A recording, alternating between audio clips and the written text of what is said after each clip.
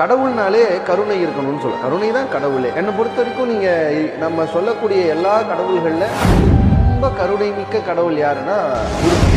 எந்த அளவுக்கு அப்படின்னா, முருகன் தோன்றுவதே எதுக்காக முருகனை பிறந்தார், இல்ல முருகனையே சிவபெருமான் அவதாரம் செய்ய வச்சாரு அப்படின்னா நமக்கு இருக்கிற பதில் சூரனை வதம் செய்யறதுக்காக. அதுக்குதான் முருகன் வரார். ஆனா நீங்க புராணப்படி பாத்தீங்கன்னா சூரனை வதம் பண்ணாரா? பண்ணல. சூரனை ரெண்டா பிளந்து மயிலாவும் சேவலாவும் வச்சுக்கிட்டாரே தவிர சூரனை வதம் செய்யவே இல்லை. அவன் நினைச்சிருந்தா வதம் செஞ்சிருக்கலாம், செய்யல. தன்னை எதிர்த்த பகைவனை தான் எதற்காக அவதாரம் செய்தேன் என்பதையும் தாண்டி தன்னிடம் ஒரு ஜீவன் அடைக்கலமானால் அதற்கு நான் கருணையோடு அடைக்கலம் தருவேன் என்பதற்கு முருகனை விட ஒரு பெரிய தெய்வம் வேறு இல்லை. அது எனக்கு என்ன உணர்த்துதுன்னா, கந்த புராணம் இந்த கதைகள்லாம் நம்ம எல்லாருக்குள்ளேயும் ஒரு சூரன் இருப்பார். எவ்வளவு கெட்டவங்களா வேணாலும் இருக்கலாம், எவ்வளவோ அயோக்கியர்களா வேணாலும் இருக்கலாம். ஆனா எப்படி சூரன் ஒரு நிமிஷம் இறைவனுடைய அந்த கடைக்கன் கருணைக்காக நின்றுட்டானோ, அந்த மாதிரி நம்மளும் நம்ம வாழ்க்கையில எப்பயாவது என்ன அயோக்கியத்தனம் பண்ணியிருந்தாலும் சரி, முருகன் முன்னாடி இல்லப்பா நான் ஒத்துக்கிறேன், அக்செப்ட் அப்படின்னு சொல்லிட்டு அவன் முன்னாடி நின்றுட்டோன்னு வச்சுக்கோங்களேன், சூரனையே பக்கத்துல வச்சுக்கிட்டவன் நம்மளை வச்சுக்க மாட்டானா அப்படிங்கிறது தான் முருகன் என்னாலே கருணை அப்படின்னு நான் பார்க்கிறேன்.